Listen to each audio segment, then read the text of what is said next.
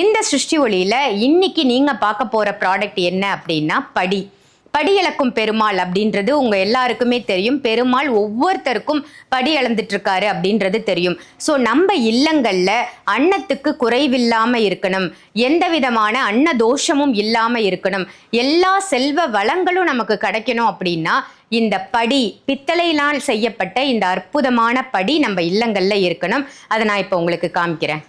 இதுதாங்க நான் சொன்ன படி. படின்றது பொதுவாக எல்லாருடைய வீட்லையுமே இருக்க வேண்டிய ஒரு அத்தியாவசியமான அவசியமான பொருள் அப்படின்னு சொல்லலாம்.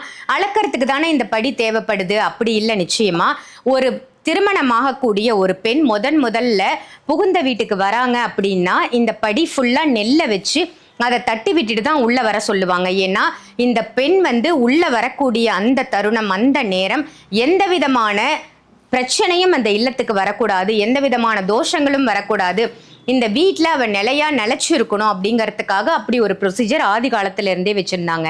படியால எந்த ஒரு பொருளையும் அளந்து நம்ம எடுக்கும் பொழுது அது அள்ள வற்றாத செல்வத்தை தான் நமக்கு கொடுக்கும். இப்ப நம்ம இதால அரைப்படி எடுக்கிறோம் அப்படின்னா அது குறையும் அப்படின்றது இல்லை, திரும்ப வரக்கூடிய தன்மை இந்த படிக்கு இருக்கு.